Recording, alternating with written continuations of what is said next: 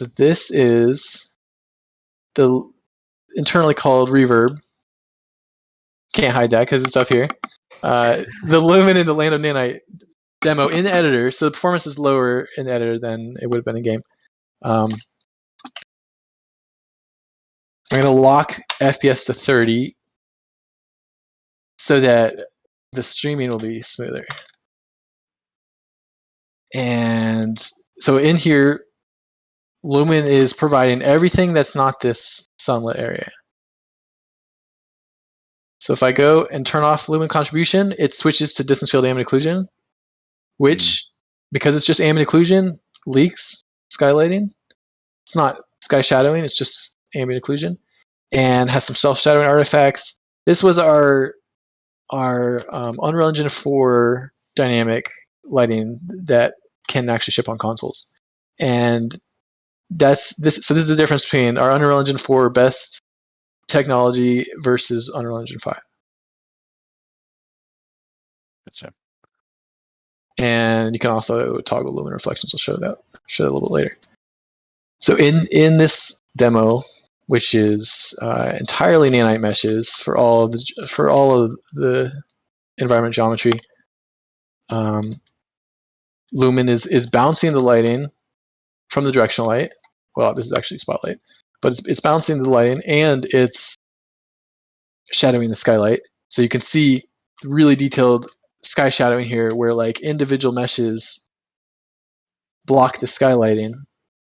Right. So everything in here casts a shadow also, right? Like it's got a directional or spotlight and just a ton of super high poly meshes that all cast shadows. It's really fun to just start hiding stuff, moving stuff around. That's the first thing I noticed in working in Valley of the Ancient was deleting a mesh or moving a mesh and everything just kind of like readjusting really quickly. And I'm like, what? I'm just not used to seeing results like that.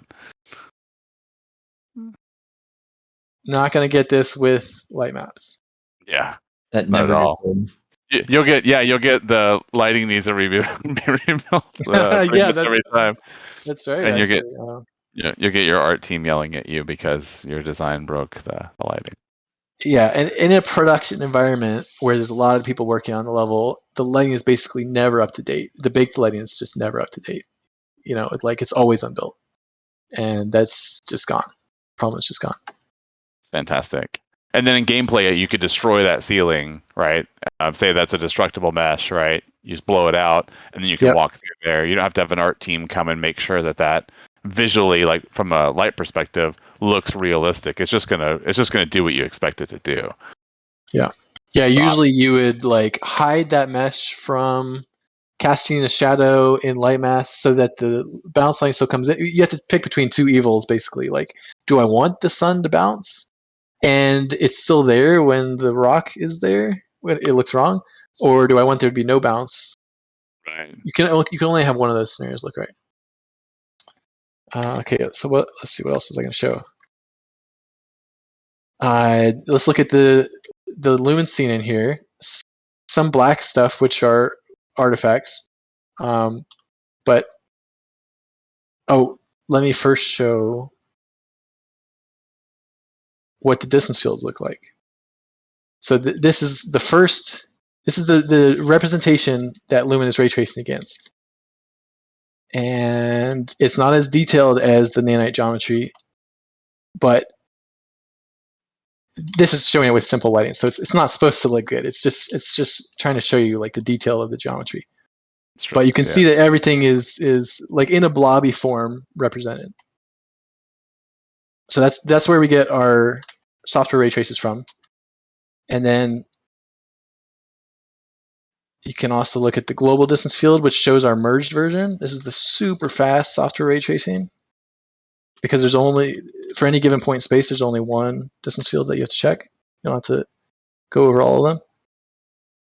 And then we put that together with our surface cache and get the lumen scene. This is what we're using to give hit lighting when the screen trace didn't work. So the screen trace, so it doesn't match the triangles in a lot of different ways. but the screen traces do a pretty good job of covering over those mismatches. There is one thing I want to mention is that you see all these little bright salt and pepper spots. That's noise in the surface cache multi-bounce. And that's something that we definitely want to improve. That's not the quality that we hope to ship at, but didn't get to that in time for early access. That's fascinating. Let's see, what else should I show here? This is kind of a cool scene up here. Let me turn on the directional light.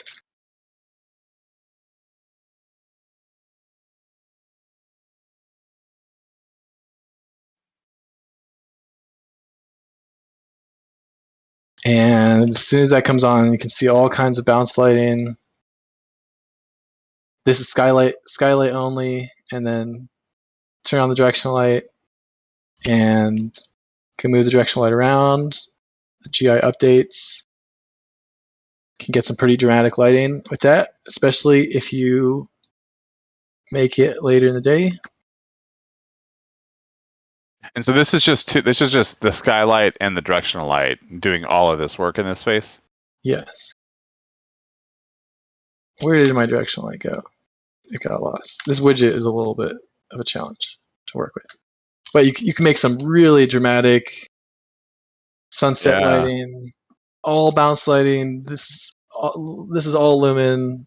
It would just have been this with distance field ambient occlusion on Unreal Engine 4. Oh, that's wild. We didn't even have the sky atmosphere stuff for this project, which is kind of interesting. I'd be really curious to see like hooking that in, seeing the difference there too. Oh man, I love these stalactite shadows here. These are so good. Yeah, really rich, right? Really detailed. Yeah, we're doing our traces at such a low resolution, and you can't even tell in this case. Like the geometry is so detailed, but you still get really accurate shadowing. Yeah. Man, I didn't find this time of day before when I was testing. This is really cool. I gotta look around. Chat's asking for a blue sun. A blue sun. All right, let's go to an alien planet. That's cool. It looks like a horror movie. Yes. Where they just have like a super bright blue spotlight on the character's face. In Star Trek or something. Green planet, red planet, blue planet. Jerome right now is very the art director of this project is probably like, what are you doing? Yeah. What are you doing to my baby? It's never meant to be seen like this. On the topic of playing around with light values, Dylan Burrell had a question. They're asking if Lumen is designed to play nicely with lighting in physically correct units, like 5000 lux for sunlight and using real-world camera values. Okay, so this project did not use it. It had a sun value of 100. We do have some internal projects that have a sun value of 65,000, and Lumen is working well with that. It's not the most tested path, though. It's something we want to support, but and I think is working, but I'm not 100% sure. The big gotcha that we found with setting your sun to physically accurate values is that your emissives basically don't show up. It appears like they're not working at all because the exposure is adapted to the sun values. Your emissives have to also be 10,000 times brighter to show up. That can be a little unintuitive, especially if you have some test levels in your project that don't have that 65,000 sunlight.